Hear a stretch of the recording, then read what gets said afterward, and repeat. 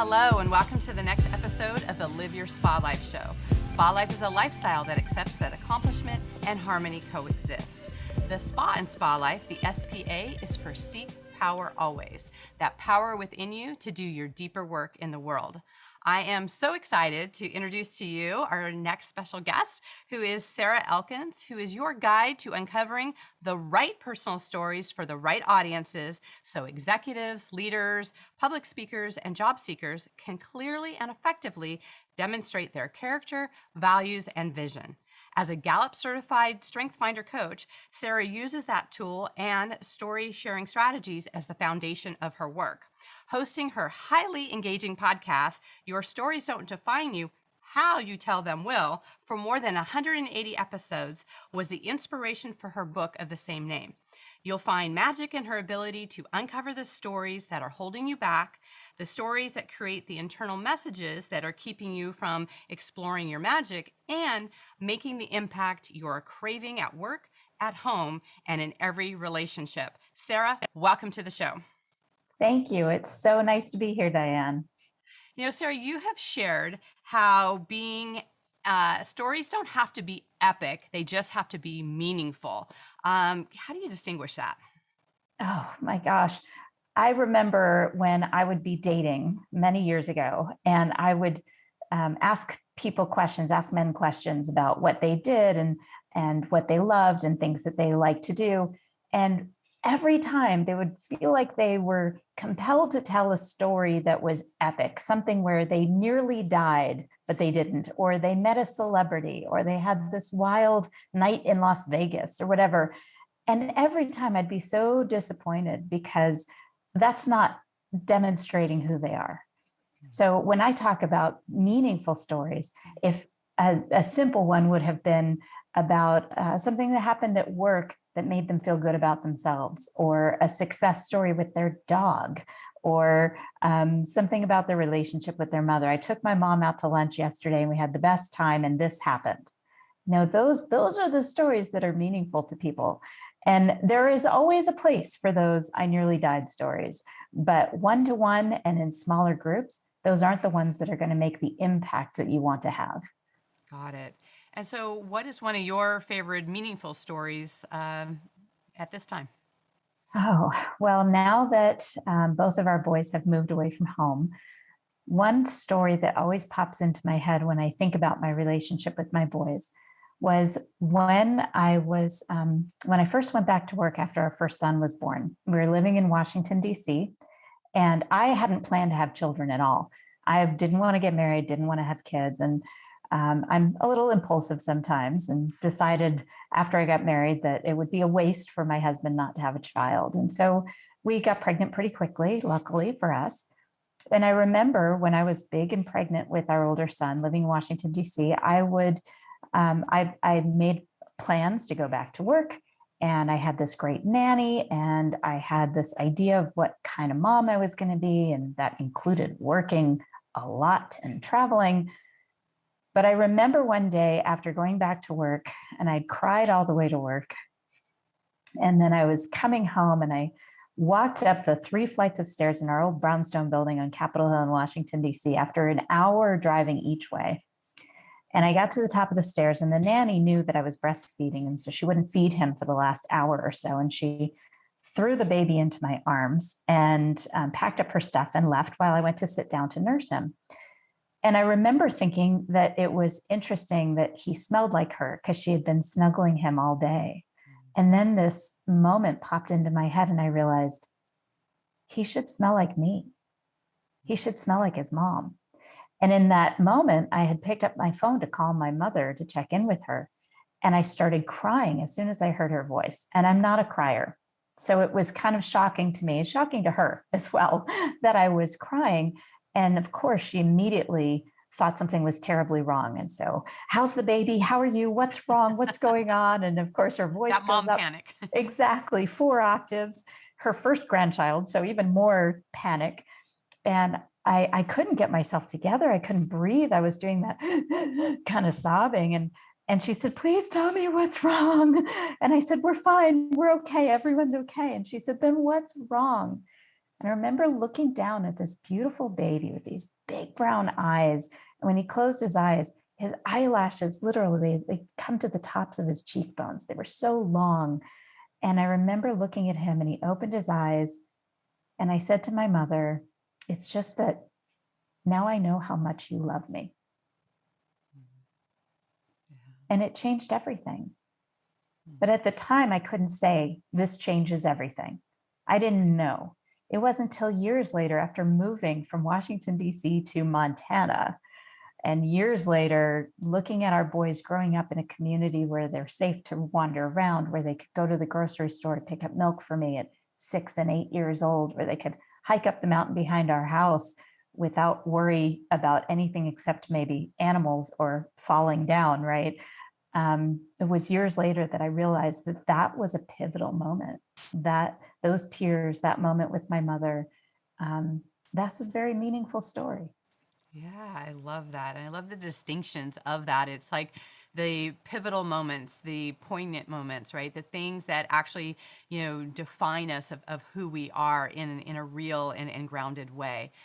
Sarah, how did you get into the story business? Well, I'd love to say that it just came and it was just a thing always, but it wasn't. As a matter of fact, I started writing years ago on LinkedIn about customer service and customer experience because my idea was that eventually that's the kind of business I would have, was customer service training, customer experience training. And I started writing a blog about customer experiences from the perspective of a customer or a customer service person when I worked with the state government. And one time I had this great opportunity to go to Germany. My husband was going to be working there, and I decided I'd take the week off and tag along. My mom came to Montana to watch our two boys who were in middle school and high school at the time. And I splurged and I hired this tour guide when I was in Garmisch and Partenkirchen. While my husband was working, I went on this walking tour. And this guide was amazing. When you think about customer service and customer experience, this was a 10, or if you're a Spinal Tap fan, this guy was an 11. He just was an extraordinary tour guide. And when I got back, I wrote an article about him, Lessons from a Stellar Tour Guide. And I got a call not long after from the International Tour Management Institute. They were planning their annual symposium. And they asked me if I would submit a proposal to do storytelling at their event. And I said, well, sure. And this ended up being my first big keynote, basically. And this was in Los Angeles. And they flew me from Montana to Los Angeles and put me up. And it was one of those first times going, oh, wow, this was awesome. But anyway, when I had the conversation with Anne-Marie, I said, well, what would you want me to talk about? Customer service? And she said, no, storytelling. And I had that Richard Branson moment. I don't know if you remember that quote, when somebody asks you to do something you think is above you or something you're not quite qualified to do, just say yes. And I remembered that quote in my head and I took a breath and I said, sure, of course, I can do that. And I got off the phone in a total panic. How am I going to talk about storytelling? But then I started putting it together and I started realizing that this could be practical. It wasn't just me sharing stories. It was me sharing stories in a way that people could learn how to share their own. And it was in that moment that I realized that every kind of storytelling I'd ever done was really informed by what I had witnessed.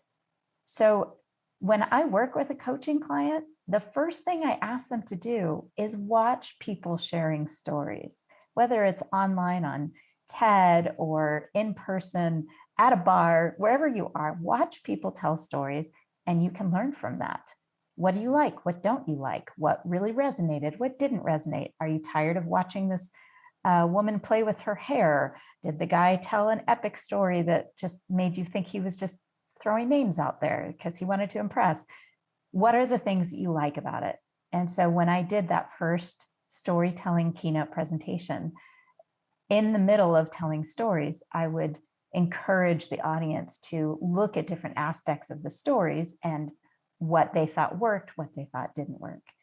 And at the end, I'll never forget this. I'm a very practical person. So to do this presentation just made sense to me. One man came up to me, and usually I can always tell the people who are hesitant or resistant to the ideas of what I'm sharing. And this guy was one of those people. But he walked up to me afterward and he said, "We always have a storyteller at this event." He said, "I don't ever remember one being so practical." Wow. That's so cool. I love that. And, you know, I especially appreciate, like, we think, you know, some of the gifts that we are to bring in the world. And when people recognize some things in us and they call us into that, to actually step into that and to be that. You know, it reminded me when I first left the police department, I was helping people organize like their personal space, their day, and what those look like. And it always came down to people wanting to hear the undercover police stories. And I was like, what good is that going to do in the world? And I was really hesitant to share that aspect of my life. And I realized that there were so many lessons in that. There were so many practical things that I could teach people of what I learned there and how they could lose it in their business and things. And so there's some things that are part of our path and what we do that we don't necessarily think that we're going to lead with that, but then other people see it. And I love that people saw that aspect of stories within yourself, to call you forward in it, and for you to evolve in that and to be able to utilize that. And you know, one of the other things you use is the StrengthsFinders, and I love those. I think those are just an amazing tool. How did you choose that as the lead tool in your business? I love that you asked me that question. And I also love that you picked up that sometimes other people see our talents before we see them and see what we can contribute before we see them. And StrengthsFinder is a great tool to use for that purpose. So I got my MBA a few years back, and I thought that that might be enough of a credential to get my foot in the door with organizations that needed help with communication, which is my goal, is to improve communication at work so people like their jobs again.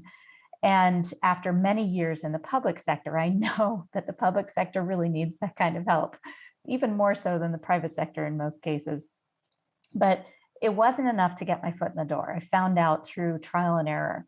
So I thought, well, maybe I'll get a credential in some sort of an assessment, a tool that will give me language to use that's common language, that is a mutual language with other people with this tool. And I looked at DISC, I looked at Enneagram, I looked at different neuroscience credentials.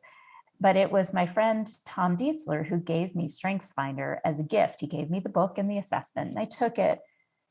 One of the things that has always driven me crazy about assessments is how self-limiting they can be and how labeling they can be.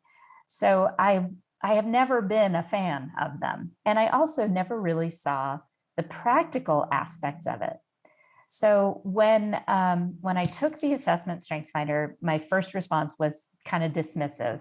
Yes, it's accurate. Yes, this is me. Now what? But I took the first description of strategic, which was my number one strength, without the word strategic. And I sent it to my sister to say, well, what do you think of this? Because I'm curious what you think. And in my head, I'm thinking, I'm not strategic. Where is this even coming from?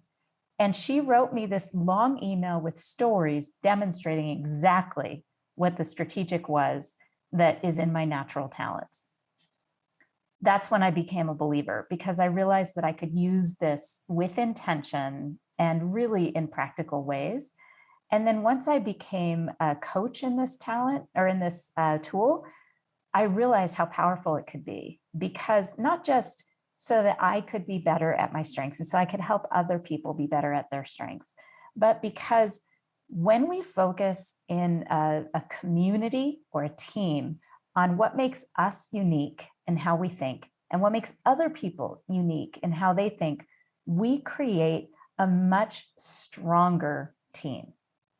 So for me to try to be really good at a lot of different things isn't going to serve anybody very well, because for one thing, I'll be mediocre at most of them. And for another thing, I don't give other people a chance to shine. So now when I work with teams with this tool, I love it because it's this eye-opening moment for people to realize they don't have to be good at everything. And if they're smart about delegating tasks to people who are really good at certain tasks and doing them in certain ways, that it makes the boss look good. When you're a boss and you can really demonstrate the strengths of your team and not have to do everything, they make you look really good. So that's really why I picked StrengthsFinder, because the way that it's presented is looking at your natural talents.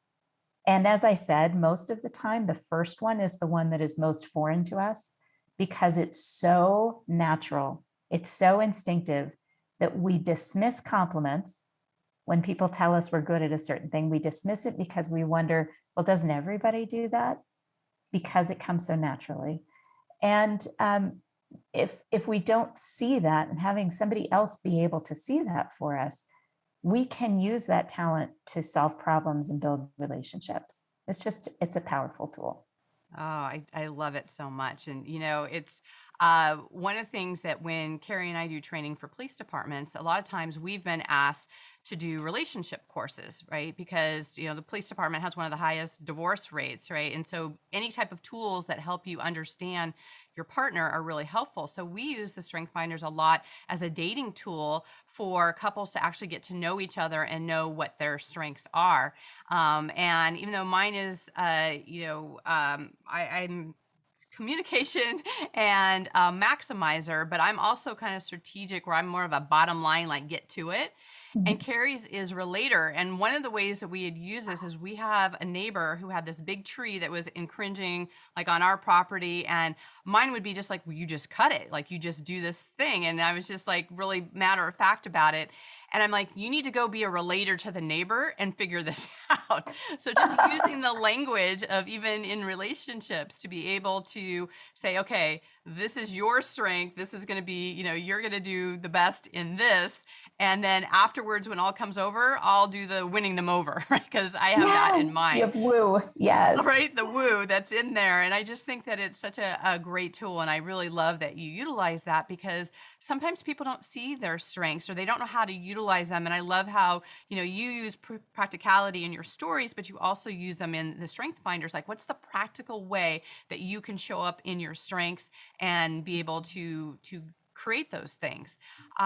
So one of the things I also look at is how you consciously create your life. And you are very conscious about how you create different aspects of your life, your environments, your communities. And I'd love for you to share a little bit more about that. Oh, yes. I've just recently had some major aha moments around this. So this is perfect timing to share about this. It doesn't matter how old I get. I love to reflect on things that are happening around me and figure out how I can apply the things that I'm learning from the people around me, the interactions I have. I've been reading a lot about belonging, a sense of belonging. And my friend Rich Gasson has been sharing a lot about that on LinkedIn. And I realized that when I have done my podcast interviews, many people, probably 70% of my guests have mentioned something about never really fitting in. And it's so common for people to think that they don't fit in.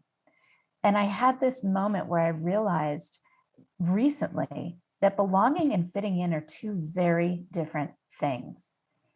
And one of the things Rich and I have talked about is the fact that belonging has to come from you as much as it comes from the environment around you. So yes, it's my responsibility when someone walks in my door, or when I'm hosting a StrengthsFinder workshop or any kind of keynote, it is absolutely on me to create an environment of trust and belonging. That's absolutely on me. When I am doing that really well, when I'm in my zone and I'm creating that environment, if there's somebody in there that doesn't feel that belonging, it likely has little to do with me. So as Rich, and I can't remember the woman that he's been quoting who recently passed away, but she said, belonging is an inside job. And where I've taken this whole idea and applied it all across the board is creating community. And just last night, my husband and I were talking about our two boys who are 22 and 20 now. and how kind they are, how they show up in the world. And I said, I'd love to take credit for it, but I truly believe that it's the community we created that helped them become the humans they are today. It wasn't just us. And he agreed. And though I've never really felt like I fit in anywhere, I'm not a part of any one club or family group or friend group. When people come to my home, they feel belonging and I feel belonging. And so that's the intention for me, is surrounding myself with people who are kind, who think about and consider the impact of their actions and behaviors on the world around them, people who are constantly curious and learning and listening. And when I'm around people who aren't like that, I choose not to spend time there. Right. I've heard before that people can consider themselves truly blessed if they have just one or two people in the world. Like, I have a couple of my friends refer to me as the 2 a.m. call. Like, they know that if something goes down, I'm the person that they can call at 2 a.m. And to know who are those one or two people in your life. And you've created something that I think is just amazing, this personal board of directors, right? And I'd love for you just to expand on that, of how you created them, how you chose them, how you utilize them, just the impact of having your own personal board of directors.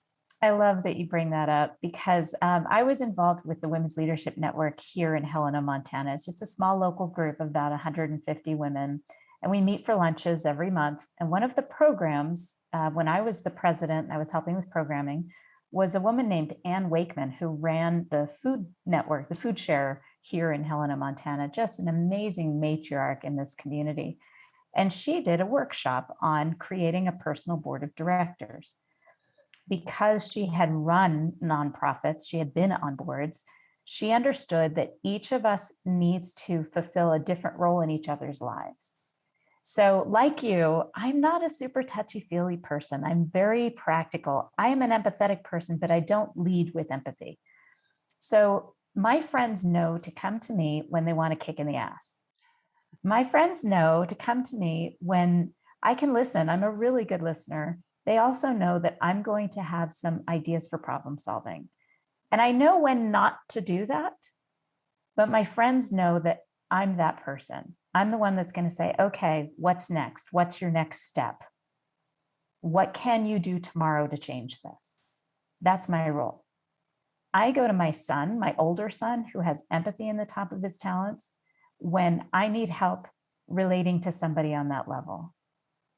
And I know that he's somebody I can go to when I need that hand holding, when I need somebody to just listen with clear head about just listening, not trying to problem solve for me.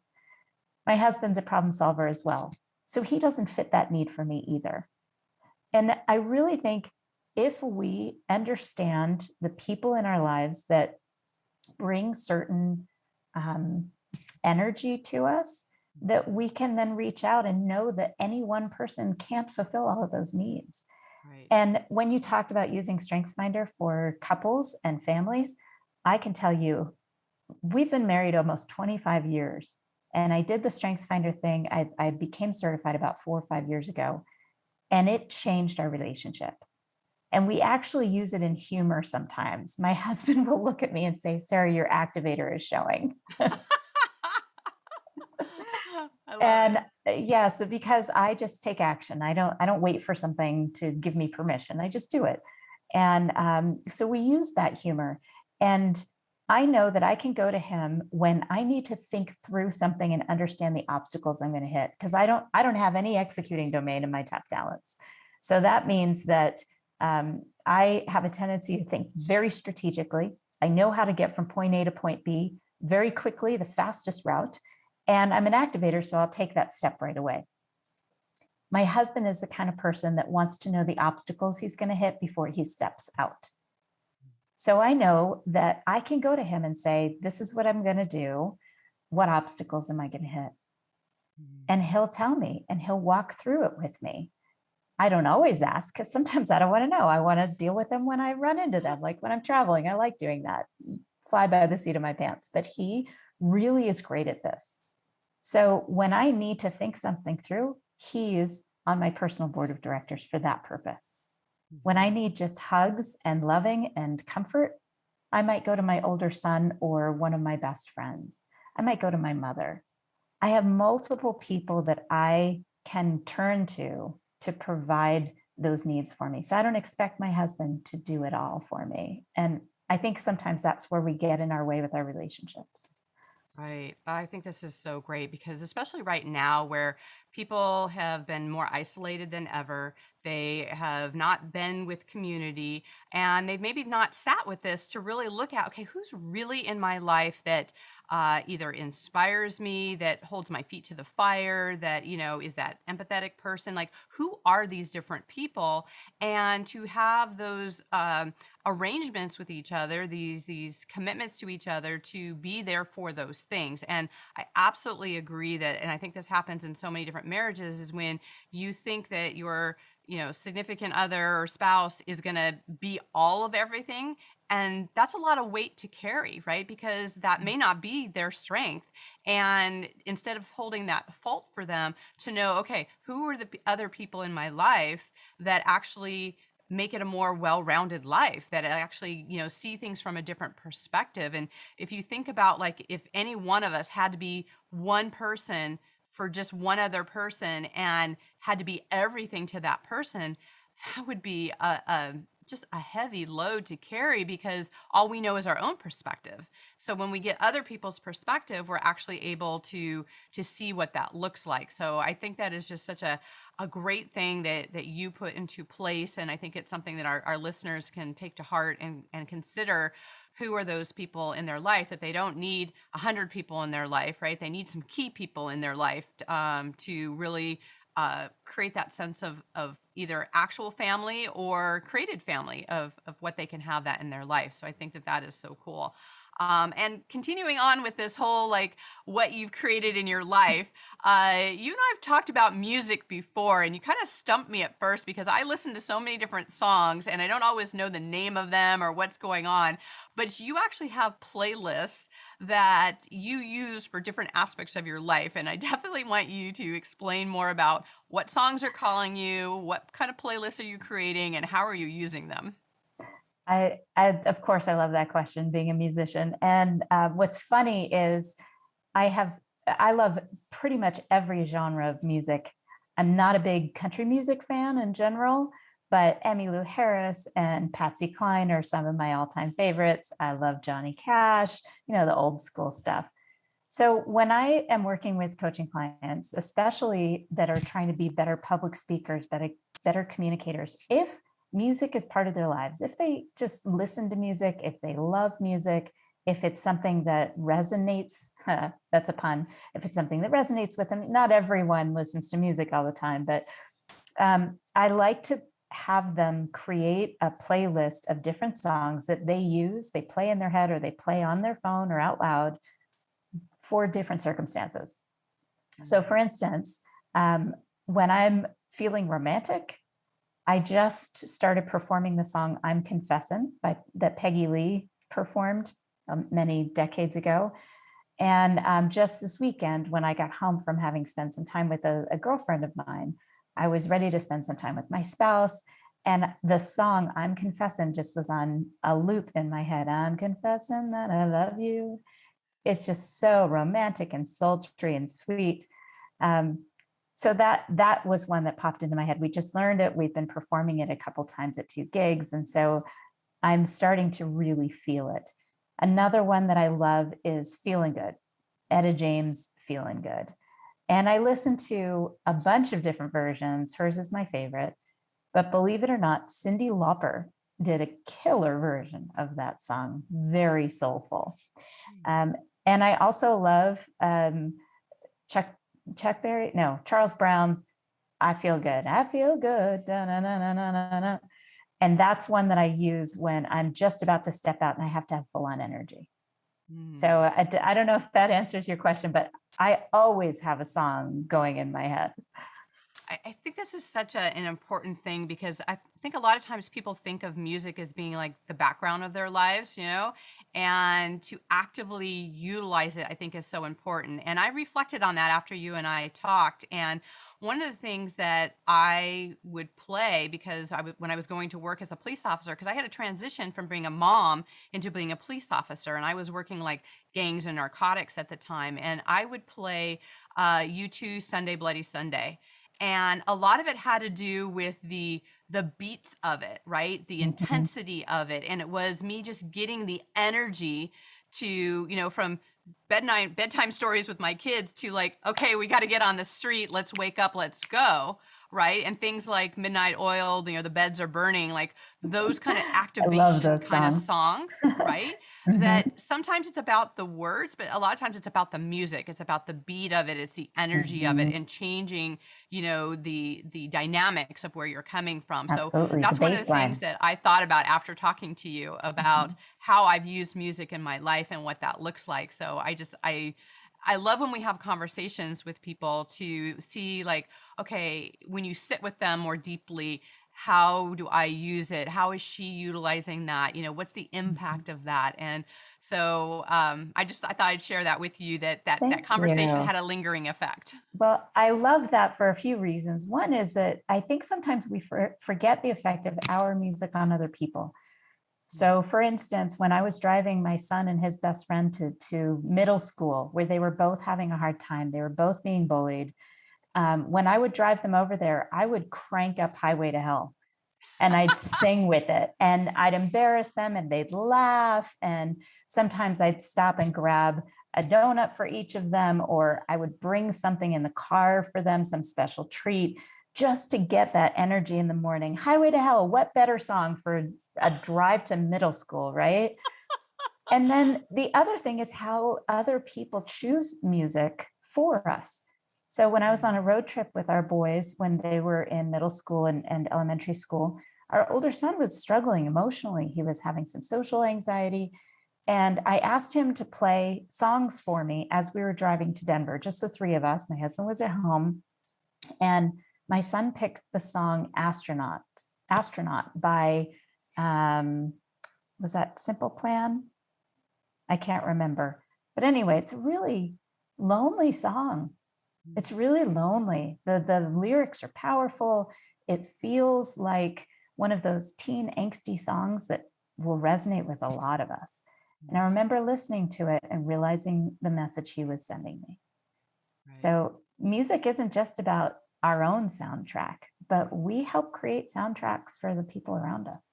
Right. This just must be a lot of pinging that's happening because, when my girls were young, I was a single parent. And, it always seemed so challenging to get both of those girls out the door to get to school and get in the car and go. And we were always like, felt like in a hurry and running late and everything. And I would always play Move, Bitch, Get Out the Way.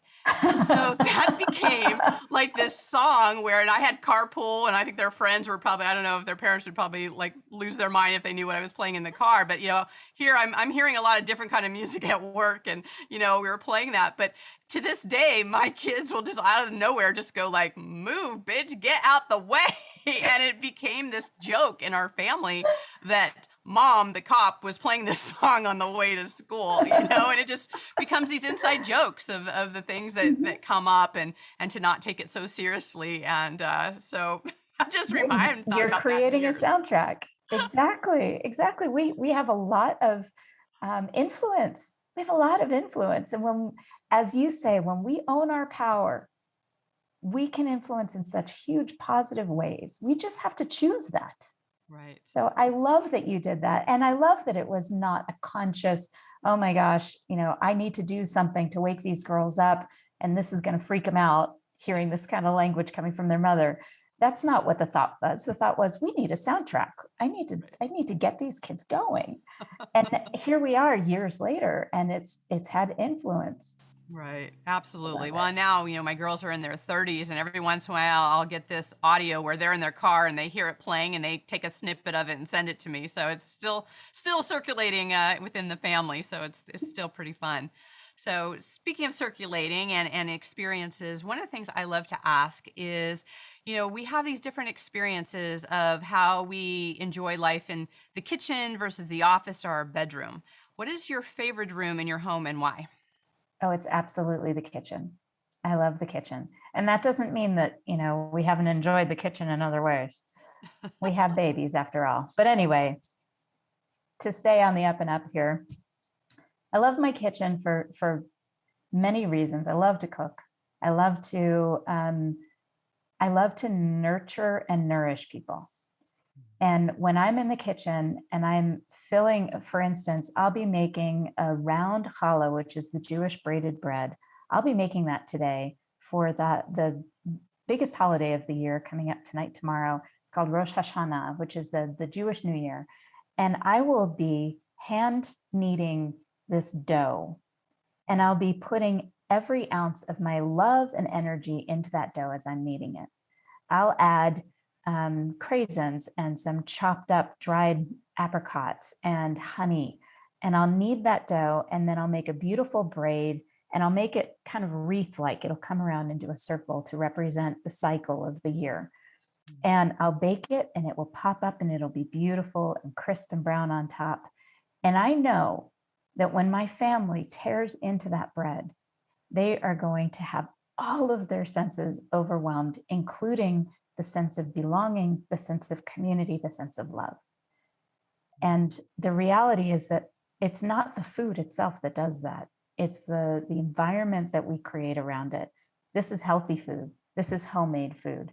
This is made from flour that's made just down the road at the Wheat Montana farms. This is family time together at our dining room table. And I know that this is something that many, many cultures do. They eat together. And the Jewish culture is no exception to that. Most of our holidays take place around our dining room table.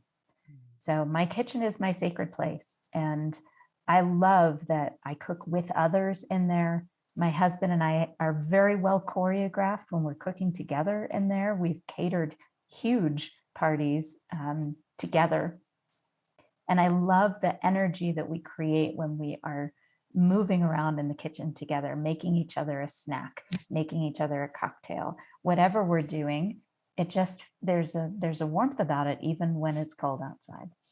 I love that. And so one question I want to ask is, you talk about authenticity as being overrated. What do you mean by that? Of course, that's my favorite question of the day.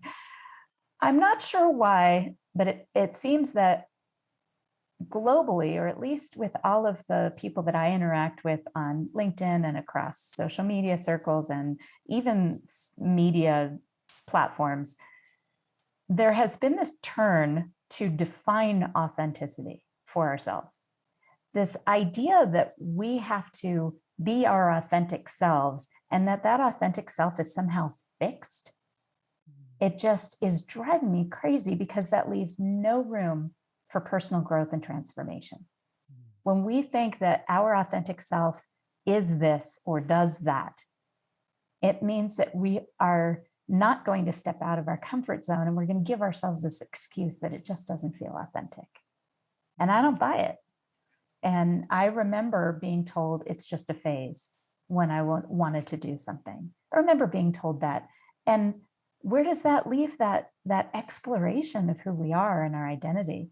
Right. And the reality is that as long as we are living within our values, then whatever we do is authentic. So my favorite aspect of that is that I have always been a choir singer. Like from fourth grade on, I sang in choirs, and I love singing in choir. I love harmonies. I love the camaraderie that is created when you're bringing 150 voices together. So when I was invited to sing with a rock band, I said no. I'm sorry. I said no because it didn't feel authentic to me. I am a jazz singer. I sing blues. I sing in choirs. I was a madrigal singer in high school in the chamber music. So it just didn't feel authentic to me. And I said no. And then eventually I ended up starting to sing some harmonies with the lead vocalist. And then over the course of a few more weeks of practice, I started singing leads in some of the songs. And then all of a sudden, I'm in this rock band wearing mini dresses, vintage mini dresses and go-go boots and singing Bad Reputation at the top of my lungs. And How I, fun. I remember this moment of looking at my drummer, who is a rock and roll drummer. He has been for decades. And he said, it's okay, you're not rock and roll because you look cute and you sound good. So don't worry about it. You can keep faking it. So he gave me this great excuse to keep faking it Right. and not to embrace it. But it was, I can tell you, it was the song Bad Reputation. The first time I performed it at the Silver Dollar Saloon, this little hole in the wall in Butte, Montana. The dance floor was packed full. And I had had a really hard week with a boss who was mean to me. And I had full on energy when I started singing, don't give a damn about my reputation. Thank you. Exactly. And I finished the song and I'm sweating, like I'm out of breath. The audience is wild. They're just having so much fun and they're all singing with me. And I'm trying to catch my breath. I step away from the mic and I turn around, I look at the drummer and he says, that was rock and roll. Nice. Oh my gosh, this is so fun. What a fun conversation. I mean, you and I could talk about music and connection and StrengthsFinders and all these things all day long. And I know that our audience is going to want to stay in contact with you. We're going to have all your links in there, but do you have any quick ways to tell them? Sure. My website is the easiest way, elkinsconsulting.com. And I'm on LinkedIn. My tagline is "The smile is free." So you can look that up if Sarah Elkins comes up with too many options. And my podcast, Your Stories Don't Define You, How You Tell Them Will, is on every major platform.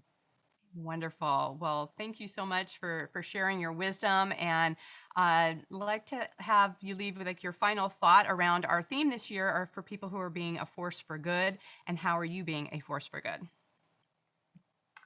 I'm becoming a better and better listener. I think that is the best force for good that I can contribute, is to really approach every conversation with curiosity and making people feel better after a conversation than they felt before it. I love that. Thank you so much. I love how you tell your stories and how you utilize them. And I just want to thank you for bringing this here. And I just want to thank our audience as well for being here and tuning in. And hopefully you've come up with some new tools as far as how you can utilize music, how you can tell, how you can tell your stories. And definitely check out Sarah's website to get some more tools into being able to do that in a deeper level. And please share this. If you haven't already subscribed, please do so. If you have any comments or questions, please put that on whatever platform you're listening to or watching this on. And make sure you tag Sarah and myself. We're happy to answer any questions and support you in any way that we can. And until we connect again, live your spa life. Bye for now.